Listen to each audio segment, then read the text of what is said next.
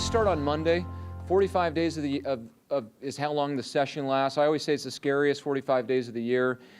All your tax increases, all your impact on business, that's all considered for 45 days. We typically get it right. The most important thing we do is our budget. We balance our budget every year. The legislature, we always take credit for balancing the budget, but the truth is constitutionally we're required by law to balance the budget. Unlike the federal government, we will absolutely pass a balanced budget. And that's not something unique to this legislature. Every legislature from the beginning of the state of Utah has balanced the budget. This year we do have about a $700 million surplus. $400 million of that, give or take, will go directly into education, we think. So what I wanted to do today, and I'm going to take questions. I know when I get to about 8 minutes, I'm going to stop and talk about a bill that I'm working on dealing with manslaughter and suicide. And I don't know that it leads into the full suicide discussion, but I'll talk to you about the bill that I'm working on. What I did is I went down and I looked at this legislative session and I said, look, what issues are going to come before the legislature? I'm going to lay them out and what the issues are, and if you have questions about these issues, I'll take any questions, any concerns. In Utah, we are very friendly to business. We try to be that way. We try to stay out of your way. One of the things we always see is that once an industry is established, sometimes they don't want others to join that industry, and there's always an attempt to kind of close the door to future business, and the legislature's been really leery to do that. So we try to keep licensing at a minimal, even when some of the big entities, your big competitors say, look, let's close the door and not let others in. So let me run down issues. I went through 16 issues, and I'm not going to spend a lot of time on them, but if there's questions, I'm happy to answer questions or talk to you after. I'm just going to go down the list of issues I think you'll see in the legislature as we move forward, and just issues for the state of Utah. Number one, Olympics returning to Utah. I put that as number one. I think that's really pretty cool. There's definitely talk about the Olympics coming back to Utah. The reason that's important to the legislature is that creates a funding problem. How do we pay for it? A lot of the infrastructure is here, but that's something that you're going to see ramp up in the dialogue. Can we afford to bring the Olympics back? Can we afford not to? I think we've got infrastructure. Number two, Bears Ears Grand Staircase. You've got the ongoing litigation. Obviously, you saw President Trump came to the state of Utah. He was at the Capitol. I know Kerry was at the Capitol when that happened. He came to the state. He changed. He downsized those monuments significantly. Environmental groups have now filed a lawsuit. And on a federal level, John Curtis is actually working right now within the new framework to say, look, if we're going to have these monuments, how do we fund it? How do we protect our antiquities? So John Curtis is actually working with Rob Bishop. Rob Bishop, it was his proposal, but he's the committee chair for natural resources. He's had the funding requests come through John Curtis, and they're looking at funding the protection and the management of these new smaller monuments. So that's going to come before the We'll see a little bit of that in the legislature. That's mostly federal, but that's a big issue for the state of Utah. DACA, the DREAM Act, that is a moving target. Immigration, I think that has incredible impact across not only Utah, but the country. What do we do with our young kids that were brought here illegally by their parents? Do we send them back? Do we keep them here? That has implications all across higher education, public schools, and especially with employment. I saw Trump took one position, he's closed the door. I know that that's ongoing. We're going to have to watch and see, but that will have impact in the state of Utah, especially with our universities. Marijuana, okay, there's a citizen initiative. There's actually 5 or 6 citizen initiatives right now. There's an initiative that would basically say you can use marijuana for end-of-life care for things like cancer, but for things like chronic pain. The question that I have, I do a legislative survey every year. I'm going to ask about that on my legislative survey. I'm curious to know what you think. One of the other questions that I'm going to have on my survey, are you concerned that if we legalize medical marijuana, it'll increase general use of marijuana? I think states that have gone in and legalized marijuana, they've seen an uptick in recreational use. That's a concern I have. That's a question I'm going to put that is on my legislative survey. So know that that's coming. You guys get to vote on it. The question is, as you vote on it, chronic pain, what is it? And is that something you're willing to do? And that potentially is going to be on the ballot. There's another initiative, Our Schools Now. That would take our sales tax rate and go from 8% to 8.75%. Lana will tell you we have real challenges. We have real challenges in the Nebo School District. I'm going to take a little bit of credit. We've been able to bump up some really good funding for Nebo, but as citizens, if that initiative is on the ballot, you're going to get to decide whether or not you're willing to pay that tax increase to push money down in the classroom. One of the questions I'm putting on my survey as well is, are you concerned that some of that money could go to higher ed? So a lot of it will go through K through 12. Some will end up at universities. And I'm curious as your legislator to know if that is good or bad. So look for that issue. The next issue is redistricting. There's a ballot initiative dealing with redistricting. I've got real concerns with the redistricting proposal. It's basically going to take it and put it in with the courts. We saw Judge Shelby recently down by the Navajo Nation, Monticello, Blanding, came in, stepped in, and redistrict those boundaries in a way that was very, very different. And it was, to me, the judge made a decision that, right or wrong, he changed it so instead of Blanding and Monticello having 2 seats, now 2 seats will almost certainly go to the Navajo Nation and 1 to Blanding and Monticello. I think that's a legislative decision. I don't think that's a court decision, and I don't like that ballot initiative. Next one, Medicaid expansion. I think that's interesting. It definitely has business impact as you look at costs for your employees, insuring your employees. That's going to be on the ballot. Count my vote, the dual track. That's one of my legislative survey questions. There's a proposal that would basically say you can go through the caucus convention system or you can gather signatures, a dual track. That's going to potentially be on the ballot for voters to consider. Another one that impacts us is just alcohol. We went from 0.08 to 0.05. There's impact on businesses and restaurants. That's going to be before the legislature again. Beer in grocery stores. There's going to be a proposal to increase alcohol content in the beer you buy in grocery stores. I know that's coming. So that's something to watch for with our businesses in our community and decide whether or not that's a good thing or a bad thing. Cell phone use in cars generally. So we have distracted driving laws, texting while driving laws. There's a proposal that would basically say you can't use your cell phone at all in your car, and that's going to come before the legislature. I don't like that, but I look at how many people are hurt on the road. In my own profession, it's a high number. I don't like the proposal, but I understand why the legislature's bringing it. I'm going to vote against that most likely, but I want to see it and understand it. Gas tax. We dealt with a gas tax a few years ago. Legislature took a lot of heat for voting for a tax increase on gas tax. I voted against it at the time. That gas tax has actually never taken place because it was based on a range and it assumed that our gas prices would go above $3 a gallon. They haven't, and we actually haven't increased based on that old language. So that's going to be before the legislature. If you look at our demographic growth, by 2055, 2050, we will nearly double in Utah County. We have huge transportation infrastructure needs. At some point, we are going to run out of money. Our legislative analysts have looked at it. Based on our budget projections today, we can't fund the infrastructure in the future. So you're going to see another gas tax proposal that may fill that gap. That'll be before the legislature. Immigration.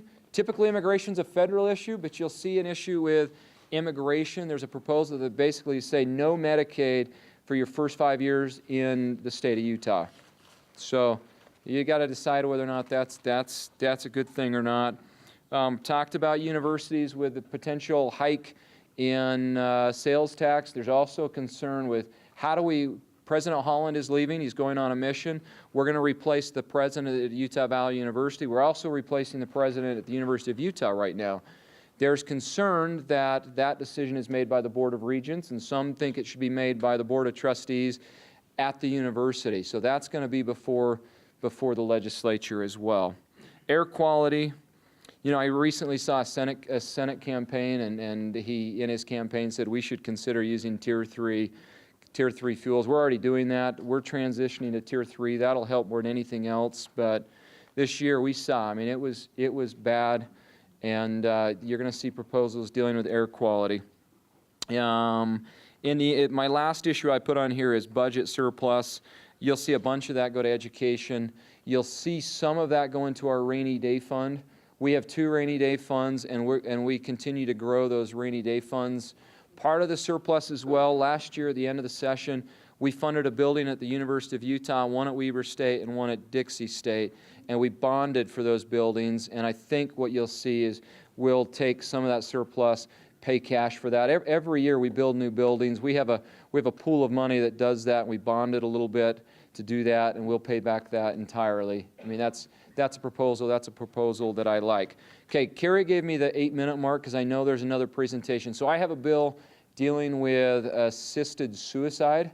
The press has called me about this bill a bunch lately. I think we've had some slow media days, and they need to, filler information. So you saw this actually came. So Craig Johnson is one of our deputy prosecutors at the county. Craig reached out to me based on a case that happened with a young girl at Spanish Fork High School, and I think we all know what happened. So if you don't know the story, 18-year-old kid basically saw on Facebook or on social media that she was having a really rough time and talked about potentially committing suicide. 18-year-old reached out and friended her in a way that was really, really inappropriate, and encouraged her to move forward, groomed her to move forward with a suicide. We saw what happened up the canyon. In the end, he helped her buy the rope. He helped her tie the noose. He helped her build the stool. He helped her buy the compressed air. He openly sent a text to a friend that I'm effing helping somebody commit murder. I'm effing committing a murder and getting away with it. That was in his text. He's been charged. I think the murder charges are going to stick. I mean, I do. I think they will, but the problem is he didn't commit the murder. He's being charged with first-degree murder. Outside of first-degree murder, there's not a charge for that in our code today. We're one of 6 states that don't have any language for assisted suicide at all. So I opened up a bill. I've been working with the prosecutors to make sure we came up with something that was fair. I have a bill that says if you knowingly help somebody who you know wants to commit suicide, intends to commit suicide, and you provide the physical means to do it, meaning buy the rope, tie the noose, film it, that you could be charged with a second-degree felony under the manslaughter provisions of our Utah Code. So that's going to be something that'll go before my committee. I'm the chair of the judiciary, and that'll get scheduled within the first week or 2. It's become an interesting issue. The press has picked up on it because there's also a proposal dealing with death with dignity. What do we do when we've got grandma who's dying of cancer? If the doctor slides her some medication and says, you know what, grandma, end this right now, there is a proposal that would make that completely lawful in the state of Utah. So my bill is the juxtaposition to that. Mine is completely opposite and takes a different approach. So my bill would actually provide a criminal element, and it's based off mens rea. Mens rea is an intent, and you have an intent to help somebody die knowing that they intend to die. The other bill basically says that if I assist in a suicide, somebody that's terminally ill, that there's no liability to that. And I think there's a host of cases across the nation when you deal with estate planning and end of life where there's been some incredibly sad stories where people have been manipulated in ways that are really, really inappropriate. Yes, in the corner. So it's not included. So the question is, I didn't mention anything about psychological help. And one of my concerns is we have, and it's a concern, and I don't think we deal with it through a manslaughter or a second-degree felony. My concern with the psychological help is we have kids every day in the Nebo School District. I think Lana will tell you that kids bully kids. Kids say all kinds of things online, and we have one of the highest suicide rates in the entire nation, and social media doesn't help at all. We have kids that bully kids, and we've got countless examples of that where kids have committed suicide. My bill doesn't address that. You have to provide physical aid. I don't know how we tackle that issue under a felony statute. Is it inappropriate? Absolutely. But if I'm online, railing on somebody, you're a really bad person, you should die, and then they commit suicide. My bill wouldn't capture that. Right now, I think there's a hole in our law to deal with that today. I think we train with bullying in the school districts, and I think we do a lot to help. But at the same time, I think that's a concern that for another day, and certainly a different type of solution. Other questions before we go to the real suicide discussion? Okay. Thank you. Hey, it's really good to be with you guys. I appreciate Representative McKell taking some time there to talk about some important issues. The mayor, Brandon, myself, Stacy, the other council members will be up at the local officials day at the legislature next week as they kick off, as we do every year. Representative McKell and Senator Deidre Henderson and Representative Gibson, that are our representatives down here, are so good to meet with us as local leaders and talk to us about their plans, about how the session's going, because as we all know, and as you guys know, especially as business people, that those regulations passed down sometimes affect your bottom line, affect our daily lives. And so they're really good to meet with us and discuss how these issues could help us locally rather than hurt us locally, which is a great asset to have them as leaders. So I'm here to talk to you about a little bit, and along with introducing Susan Chapman to you next, segues into a little bit what Mike McKell is talking about. And maybe just to lead off with that, a show of hands. How many of you business people, and a lot are business owners, so I know this is going to be skewed in the way that I'm shooting for here. But when you add up the hours, not counting the time you sleep at your home, when you add up the hours and minutes that you spend at your work with your employees, your fellow coworkers, what would that how many spend more hours with their employees than they do maybe their own family at home? What do you think? What does that number look like? A good majority of people in this room probably spend more time at work, if you're not counting sleep, than you do between 5 and 8 and 9 o'clock when the kids go to bed, right? Brad doesn't. Is that different if you work with your friends? Well, that's a problem in the triple T, in the Tanner life. Yeah, I don't know how you get away with it. Sorry. You're 100% with family, for better or for worse, right? Yeah. He wants to go home and go to bed. That's right. That's right. And the reason why I ask that is we end up, if you do the numbers, we do spend a whole lot of time with coworkers, with employees. You get to know them quite a bit. The reason why we're presenting what we're presenting to you today is a tool that through the Active and Healthy Initiative, almost 2 years ago now, and recognizing that the mayor's here, I'm thankful, so thankful for his support and letting us go and try and do this. It really wouldn't have happened without him and Dale, the rest of the council really supporting this initiative. But we received some grant funds from the League of Cities and Towns and Intermountain Healthcare. Mayor, show your green wristband. You got a green wristband on. He always supports it. Brandon's got one. Stacy, you forgot yours today? Okay, all right, next time. Those funds have really blessed our community in a lot of different ways. We've done a lot of different things, and we have a whole lot more things planned. The really neat thing that we're about to roll out to you as business leaders and business owners is part of the mental health aspect of it. I'd like to take some credit, our Active and Healthy movement, for Mike being almost half the man he is now, right? I mean, we'll take credit for that. He's improved his physical health, and I know a lot of people, Carrie, I know you have too. A lot of people focus on their physical health, and even some of our physical health coaches that are here will tell us that the mental health side is important too, right? And so that's what the Active and Healthy movement has started to focus on as well. This tool that we're going to allow you businesses, members of the chamber, for free, because those funds that we received were grant funds to get this, is called QPR training. And some of you have heard of it, some of you probably haven't. Lana in the school district has I'm sure heard of it. But QPR is similar to CPR. You've heard of CPR is an emergency life-saving measure until the professionals get there to try to save somebody's life, get them breathing again until the professionals get there. QPR is the same thing except for mental health. It stands for question, persuade, and refer.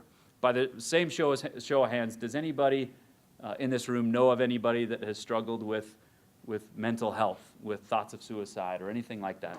Again, a vast majority of the room, and the statistics show if it's not part of your family, if you don't know somebody in your family, you do know somebody at work, or you know somebody in your immediate circle of influences, as Susan's going to talk to us about. You probably know somebody that struggled with this. And so these trainings that we're going to offer free for your businesses are something that these licensed people, the city's now spent the money to get how many people licensed? We've got 5. 5 people licensed here that could come in your business, take an hour on a lunch break, and teach your people these tools of how to question, persuade, and refer, and get somebody struggling with mental health, get them to survive that critical time, and get them to a professional to help. So we're really excited about this from the city's standpoint. We're excited from the active and healthy standpoint. We think it'll help pay dividends that hopefully don't ever end up in the position that we've had too many of in the last little while here in South Utah County. We are, like Mike said, we lead the nation in a whole lot of statistics, and some of them are really awesome in business statistics and quality of life and everything else in the state of Utah. We lead in mental health and suicide too, and it's time we turn that tide, and here's a tool that we hope help you do that. So without that, any more than that, Susan Chapman has been awesome to help us with this movement. Just a private citizen. People always ask me all the time, well, what does Susan do for the city? You know what she does? She volunteers, like a lot of you guys do. She's a regular citizen that has a history in this. She used to work for the Utah County Health Department. Now she tries to wrangle 5 kids, 6 kids, I don't know how many kids, including your husband. That's a lot. But she's just a regular citizen that saw a need and has stepped in, helped us get this grant, and helps the city and the active healthy movement on a host of different issues, and we're so proud of her as a citizen and her help in this. She's been key for it. So Susan, go ahead. All right, so I don't want to get anybody in trouble, so don't raise your hand in this question, but think about it. Now, does anybody here have a spouse that's really passionate about something, and when they talk to you, you kind of tune out? Now, don't raise your hand, especially if you work with your spouse and they're here. But I'll be honest, I do. And my husband's passionate about corporate training. And so he's a professor, he's worked at several universities, and he's also a corporate trainer on the side, and he travels to do corporate training. And I didn't realize until I was trying to think about how QPR would apply to employers, how much I've listened. Because QPR is actually going to be very beneficial to you as employers, to your employees. And how this is I've thought about the things that I've learned over the years as I've become my husband's victim. I mean, his person that I've listened to his corporate training with. And there's two ways in which an employer can help their employee. And there's absenteeism that you can counter with, right? You want your employees to be efficient. And one way that you do that is you provide fitness programs in which they are more healthy. And as you provide fitness programs or wellness programs, then they can work more often. They have less sick days, and that makes you more efficient as an employer. That gives you more product, that gives you more, you have less turnover. And there's another aspect, there's presenteeism. That means that they're mentally, not only are you paying them, but they are turning over product while they're there. So these are mental health issues. QPR, how many of you have heard the statistic of 144% increase? Our youth, have you heard that statistic? In the last 5 years, I'm sure, Lana, you've heard that statistic. In the last 5 years, we've seen a 144% increase in the suicide rate of our youth. That's a startling statistic. I'm sure that many of you have been affected by the statistic. And when we say statistic, that's kind of a cold way to say it, right? If we're talking about this in a cold way, which I'm going to for a moment, we're going to remove ourselves from the human element of this. We're talking about losing friends, we're talking about losing children, we're talking about losing spouses. But as an employer, if one of your employees is to lose a spouse, a child, or somebody close to them, You think about you as an employer, you're going to lose that person mentally. You're going to lose the value that they bring to the company for, at the minimum, 6 months, right? You're going to lose them in a way that you don't want to lose them financially. And that's just talking about them in a cold way. We're not talking about the way that we'll lose them in a more loving way. So it costs your company. So this training that we're offering and that we're shouldering as a city is a 1-hour training, the QPR training. It's a 1-hour training. We're shouldering the cost. It costs us to train the trainers. It costs us for material, and it costs us in a way. But as a smaller as smaller companies, you often don't get the opportunity to have corporate training. But this is a wonderful opportunity that we're giving you, and we're giving it to you for free. And so I'm imploring you to take this opportunity. We have a lot of people who want to take this opportunity. We're giving it to you first before we're opening it to the general public, which we will do. A lot of people want to take this training. There are 2 types of training. There's what we call QPR training, which I've told you about. It's for gatekeepers. It's anybody in the sphere of influence. It's for children, spouses. It's for you to, you wouldn't go out of your way and see somebody on the street and say, hey, are you struggling with thoughts of suicide? But it would be somebody in your family that you would notice, hey, they're having problems, maybe I can use these skills with them. So that's QPR training. There's also Working Minds, that is a 2-hour training that is through the health department that we don't offer as a city, but we will connect you with Working Minds. And I want you to be aware that that training is available, and that deals with policy issues in your company. So I don't have a lot of information on that, but if you have questions about that, you can come talk to me, and I can connect you with the health department to get that training as well. So I kind of skipped through that because Mike really covered a lot of that material. Let's see, let me put this up here. This is the QPR website. It's called QPR Institute. This is an evidence-based program. It's been extensively studied. We went out of our way to find, I know that word evidence-based is kind of a touchy word used right now, but it has been extensively studied by a lot of professionals in the field. We know that it works. Question, persuade, refer. Like he said, it's kind of piggybacking off of the word QPR or CPR, but we get people we give them the skills that they need to get their friends and family to refer them to people who can help them. Just as in CPR, you wouldn't train people to become doctors to save lives. You just get them to a place where they can get the help that they need. So Mike, how about you come up here for a second and we can answer any questions. He's asking which training, is that right? Which training would help deal with your clients? So the first training, the QPR, helps with your sphere of influence, people that you work with. And the second training helps with your employees in kind of a working environment. Employee to employee, HR, boss to employee, that kind of thing. So the first training, definitely. If you have clients that are working with you, we recommend it for church groups. We recommend it for pastors. We recommend it for bishops. We recommend it for faith-based organizations. It's really helpful to know what to do. A lot of people, and this is where people struggle mentally and kind of that absenteeism or that presenteeism that we talk about.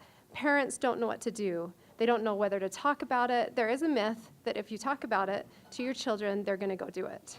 And that's been well studied, that is not true. And that is one of the myths of suicide. And you've probably looked into that as well. And that they address that over and over in the QPR training. Question is, who can come to it with for television? Who can come to it with you? Yeah, if you're a smaller company, bring your spouse.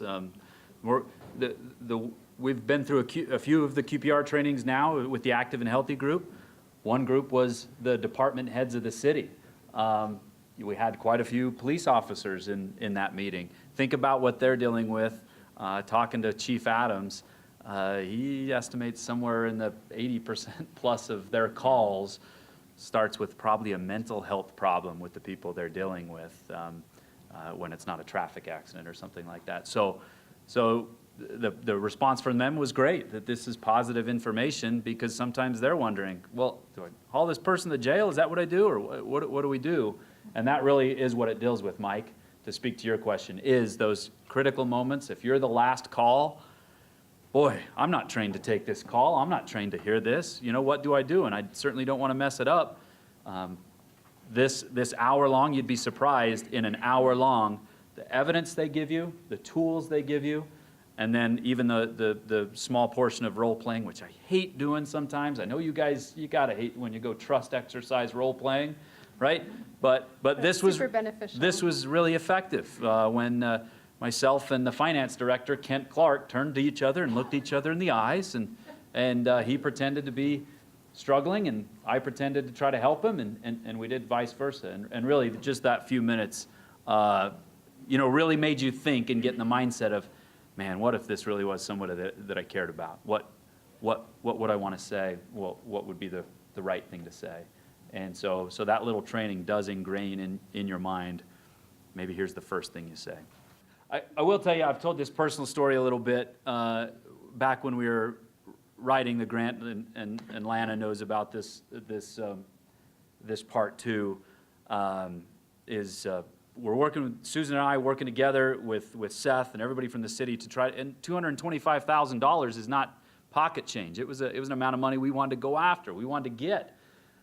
We just came off a bond proposal to build a new library, senior center, and rec center in our town that was voted down. We talked to businesses at that time saying, hey, this would impact you a whole lot in property tax. It would cost you a lot of money. Talking to some key businesses in town, they said, you know what? This would be great for my employees. It would be great for my employees to have the health that would come from a place like that. It would be a great resource for my employees. Some of our largest employees or employers employ people at not top wages, not, so they said access to that kind of stuff would be really important for my employees. Long story short, that doesn't pass. Going to the league and Intermountain Healthcare, they said, you know what?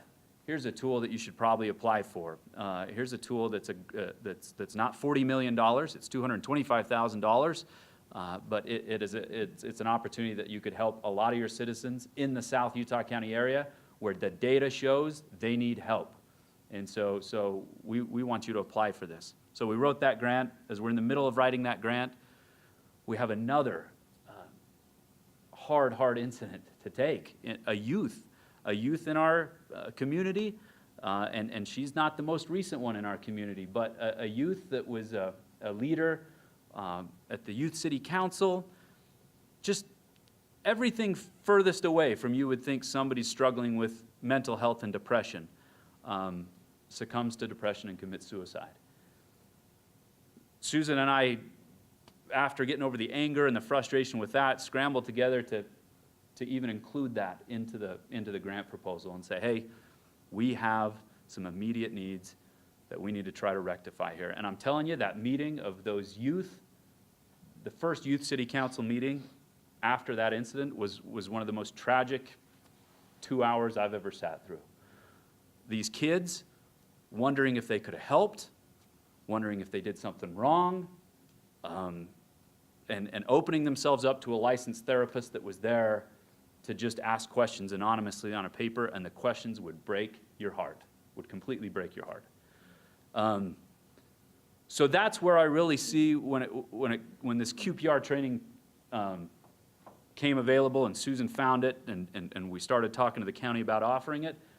I can tell you this is more valuable than you would ever know. And attending the training, you'll find that out, and you'll find that those questions are asked way too often. And if we're worried about the physical health of our employees, we sure should be worried about the mental health of our employees, because it can be just as detrimental and cost us just much time. Yeah. Lana's got some great tools in the schools, hope squads and everything else that are in the schools. Hope Squad's actually already used this program. Oh, okay. They've all been trained on it. It's the program that they use. But frankly, the QPR training we did have with city leaders, with department heads, they talked about, look, those kids, when that happens, it is at their schools, and their kids are coming home and asking them questions, and the parents are frankly dumbfounded. Well, oh, great, and I'm a parent, and I don't know anything. I'm asking Brandon questions all the time of what to do because his kids are a little bit older. But that one would completely floor me and devastate me. But how many? I mean, that's a lot of kids going home and asking their parents that. And so we see this training when it is opened up. It's opened up to you first as business people, but as Susan mentioned, it will be opened up to the general public. We could see this as a helpful tool for parents to be able to get an hour-long training, not become an expert in it, but boy, at least be able to talk to their kids when they come home with a tragedy like that and say, you know what, do you need more help? Let's try to find you more help.